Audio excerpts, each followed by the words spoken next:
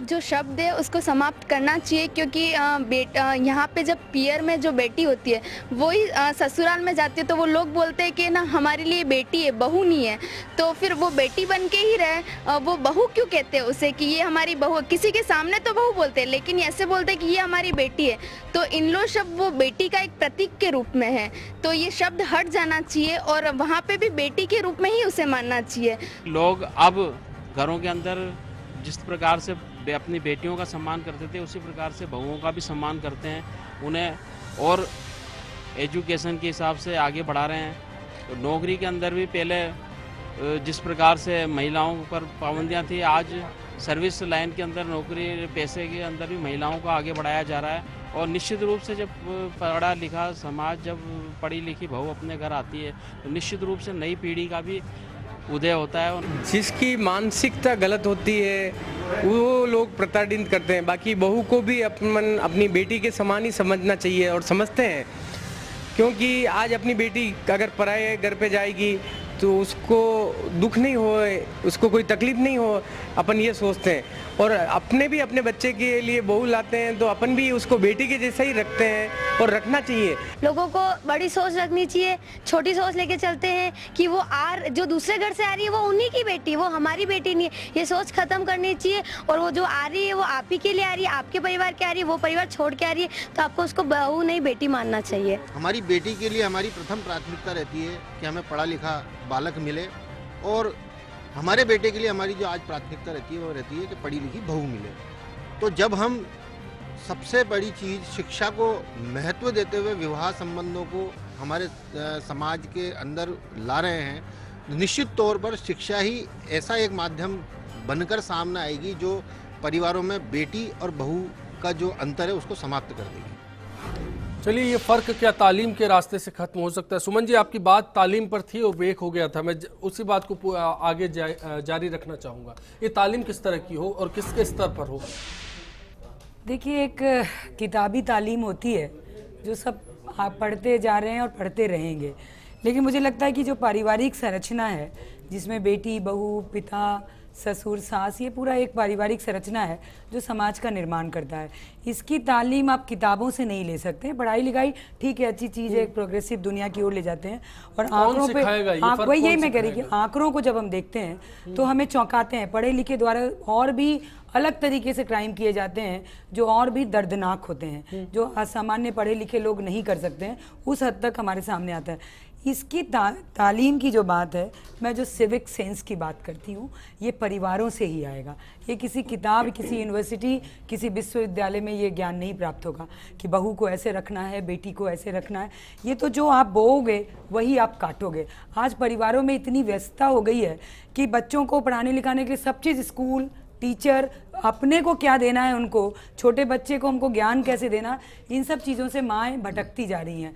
खुद के लिए पूरे समय जी रही हैं, बच्चों के लिए जीने में उन्हें लगता है कि बच्चों को समय देना मतलब अपने साथ कटौती करना। इन सब चीज़ों की कमी के कारण बेटियों को जो समय देना है, बेटों को जो समय देना, आज हम बेटों को संस्कारित ही नहीं करते, बेटियों पे तो फिर भी आज समाज और माएँ अपना समय देते हैं। तो दोनों को, ह्यूमन बींग जो हम अगर पर्सन है तो हमें बेटा बेटी में फर्क नहीं करना चाहिए। उनको जो ज्ञान का पाठ है दोनों को देना चाहिए। वो भी समाज के लिए बेटे को छोड़ देंगे, माएँ सिखाएंगी और माँ को सिखाना चाहिए जो सिखाना छोड़ दिया। लाड कुमारी जी, आपसे भी जानना चाहूंगा, डू और डोंट्स कैसे तय होंगे? भी मैं थोड़ा सा इत्तेफाक नहीं रखती हूँ। माँ ही क्यों, घर, परिवार, समाज जब दोनों ही सेक्स से बनता है, स्त्री और पुरुष को मिलाकर के ही सारी संरचना सृष्टि की होती है, तो वहाँ वो जिम्मेदारियों का विभाजन भी सबके बीच में बराबर का होना चाहिए। देखिए, लड़का, ये लिंग भेद के साथ साथ वर्ग भेद वाली बात भी नहीं है कहीं पर, बेटी और बहू में फर्क वाली ये तो हमने बना रहे हैं, ये जो नेचुरल जो संरचनाएं हैं, आप बार बार इन चीजों को लेकर के, मैं कहूँ कि क्या हम कभी आज भी चर्चा में ये नहीं आया कि बेटा कितना ही खराब हो, क्या माँ बाप, मैं कहूँ कि यदि बेटा खराब है और वो ड्रिंक करके आ रहा है, मारपीट कर रहा है, उत्पात मचा रहा है, या आपके सारे मतलब कई ऐसे बिजनेस सारे फ्लॉप हो गए बेटे की वजह से उसको संभलाया, क्या कोई माँ बाप अपने ऐसे बेटे को घर से बाहर निकलने की कहते हैं? आए दिन बहू को छोटी मोटी का तो तुझे ये नहीं आता, वो नहीं आता, ये लिखा नहीं, निकल जा घर से बाहर। तू लाई क्या, टूटे फूटे बर्तन लाई, निकल जा घर से बाहर। तो हर चीज में उल्हाना देना। जब तक हमारा समाज, परिवार, हम लोग बेटे को भी उसी लेवल पर ला करके नहीं बात करेंगे, उसको भी उल्हाना नहीं देंगे, तो वो एक समरसता, सामंजस्यता वाली और एक बैलेंस सोसाइटी बनने वाली बात हो नहीं सकती है। हम एक तरफ तो सारा, यदि न्याय जो करना हो, सामाजिक न्याय और न्याय की बात करें हम, तो वहां पर देखिए तराजू के दोनों पलड़े। एक बिल्कुल ऐसे है, तो जब भाव तोल भी करते हैं तो उसको बराबर के करते हैं। तो समाज के अंदर एक अच्छा माहौल बने, एक हेल्दी एटमॉस्फेयर बने, उसके लिए बहुत जरूरी है कि हम लड़की समाज को लड़कों के धर्म ऊपर शास्त्र गाइड करते हैं। धर्मशास्त्र कभी भी लड़कियों के हित में नहीं बोलते हैं।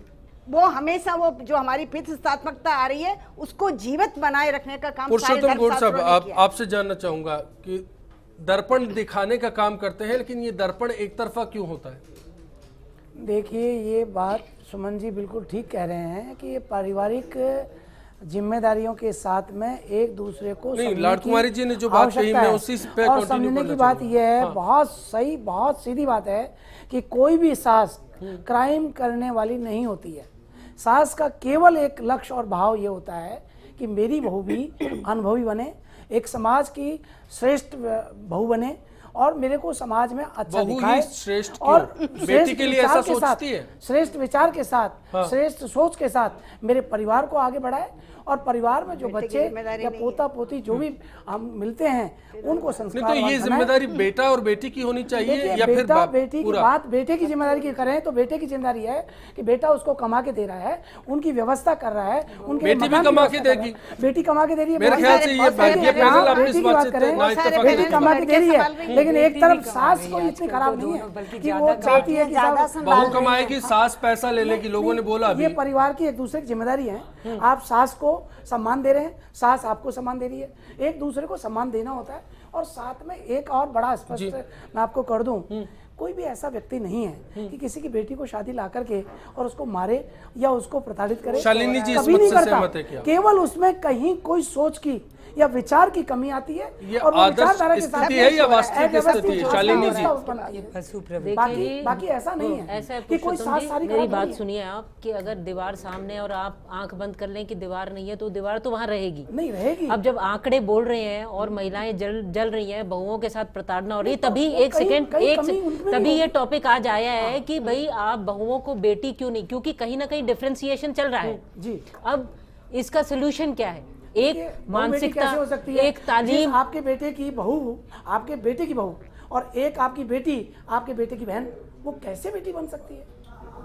बात बेटी या बहू की नहीं है, अभी आप बात ये कर रहे हैं, आप ये कर रहे हैं कि हो ही नहीं रहा है, परिवारों में ऐसा हो ही नहीं सकता, बहुत एक्सेप्शनल केस होगा तो ऐसी प्रताड़ना होगी। हाँ, तो इसका सोल्यूशन ये है, इसका सोल्यूशन ये है, समाज का तो है ही, मानसिकता का है, तालीम का है। जैसे लाडकुमारी जी कह रही है कि सबको एक कलेक्टिव भागीदारी करनी है, ना कि महिला, पुरुष, समाज, परिवार, एजुकेशन, सब चीज आ जाएगी। बट उसकी जगह एक ऑप्शन ये भी हो सकता है, जैसे महिलाओं का स्टार्ट हुआ हैरेसमेंट एट वर्क प्लेस, बहुत चला, नहीं होता था, पर अब इतना 100% से ऊपर आंकड़े गए तो उन्होंने एक एक्ट बना दिया, sexual harassment at work place, कि ये चीजें होंगी तो वो महिलाएं अपने कार्यस्थल पर ऐसे ऐसे कमेटी को रिपोर्ट कर सकती है। तो अब ये आंकड़े 100% से ऊपर चले गए, तभी आज डिस्कशन हो रहा है। तो इसमें भी एक आप डूज एंड डोंट्स बना दीजिए, हैरेसमेंट बिल्कुल हो सकते हैं। दूसरा पहलू डॉक्टर इकबाल आपसे भी जानना चाहूंगा, डॉक्टर इकबाल आपसे भी जानना चाहूंगा, धर्म नहीं सिखाता तो फिर धर्म के बीच में, समाज के बीच में ये कहाँ से आ गया? दरअसल धर्म के जो बातें होती हैं वो समाज के लिए होती है, और ऐसा नहीं होता कि साहब धर्म कोई नाइंसाफ़ी करेगा महिला के साथ या किसी भी व्यक्ति के साथ, बल्कि धर्म तो ये धर्म की स्थापना ही इस वजह से होती है कि लोगों के साथ न्याय हो। असल में होता क्या है कि समाज में हम धर्म को अपने हिसाब से मोड़ लेते हैं। नहीं, आप आदर्श स्थिति को बयां कर रहे हैं या फिर वास्तविक स्थिति को? वास्तविक स्थिति तो बिल्कुल विपरीत है। वास्तविक स्थिति यही है कि लोगों को अधिकार नहीं मिल रहे हैं, और मैं तो ये कहूँगा कि केवल बहू को ही नहीं बल्कि सब एक दूसरे के अधिकारों का हनन कर रहे हैं। बेटियों के भी अधिकारों का हनन हो रहा है, बहुओं के अधिकारों का भी हनन हो रहा है, और कहीं कहीं परिवार के अधिकारों का भी हनन होता है। अधिकार सबके हैं और अधिकारों को दिया जाना असल में यही न्याय है। निशा जी, अगर आपके न्याय कमेंट स्थापित के साथ होगा और अधिकार एक दूसरे के समझते हुए हम देने की स्थिति में होंगे तो समाज में शांति स्थापित होगी और शांति रहेगी तो समाज भी विकास करेगा। क्या और कारण देश है भी कि विकास मैं मानता हूं, डॉक्टर इकबाल मानते हैं या फिर पुरुषोत्तम जी मानते हैं, उसके बावजूद जो फर्क है वो कहीं ना कहीं हालात पर नजर आता है। मतलब हम पुरुष कहीं ना कहीं दोयम दर्जे का बर्ताव करते हैं, इस कारण से ऐसा होता है या फिर कुछ और वजह इसकी होगी? देखिए, पहली बात तो ये है कि जब आप हर सैटरडे संडे को अखबार उठाते हैं और उसमें 1000 के समथिंग वर वधु के विज्ञापन होते हैं, उसमें वधु कैसी चाहिए, क्या लिखा होता है? सुंदर, सुशील, पढ़ी लिखी, गुणवान और गृह कार्य में दक्ष। ऐसा तो शायद दोनों पोर्टफोलियो के लिए आता होगा। नहीं, गृह कार्य में दक्ष होनी चाहिए। तो भैया काम वाली भाई चाहिए आपको बहू नहीं चाहिए। आपको अपने बेटे के लिए पत्नी नहीं चाहिए। तो सोच वहां से रिफ्लेक्ट होती है कि आप औरत के प्रति, जिस बेटी को अपने घर में लाना चाहते हैं, आपको कैसी बहू चाहिए। माइंडसेट है, बिल्कुल है माइंडसेट। और इसलिए मैं बहुत सारी बातों से सहमत नहीं हूँ। और फिर दूसरा, जहाँ तक धर्म की बात है, तो धर्म और समाज इनको थोड़ा अलग अलग करके देखें तो ज्यादा ठीक रहेगा। मैं लाडजी की बात से बिल्कुल सहमत हूँ, क्योंकि कोई विद्वान उठते हैं वो ये कहते हैं इनको इतने बच्चे पैदा करने चाहिए। कोई विद्वान उठते हैं वो दूसरी बात कह देते हैं कि औरतों को ऐसे रहना चाहिए, बिंदी तो होनी चाहिए, मांग में तो सिंदूर जयपुर से दिल्ली जितना लंबा होना ही चाहिए, है ना। तो वो क्यों तय करेंगे हमारे लिए हमें कैसे रहना, कैसे कपड़े होने चाहिए, कैसा बोली भाषा होनी चाहिए। तो ये सारी चीजें जो हैं, कुछ तो औरतों के ऊपर छोड़ दीजिए, उनको खुद तय करने दीजिए। बिल्कुल। सुझाव क्या है पैनल का आखिरी दौर में, ब्रेक के बाद, साथ ही आज के सवाल पर जवाब। शिक्षा से जो आपसी टकराव है, वो बहू बेटी के जो फर्क आ रहा है, वो शिक्षा के जरिए उसका समाधान निकाला जा सकता है। शिक्षित लोगों में एक आपसी समन्वय की जो आदत होती है या समझ होती है, उसके द्वारा शिक्षा ही एक ऐसा साधन है जिससे ये जो बहू और बेटी का जो फर्क है वो मिटाया जा सकता है। बहुओं को भी समझना चाहिए और सासुओं को भी समझना चाहिए कि हमें आपस में समन्वय रख के हम हर काम को आगे बढ़ाएं।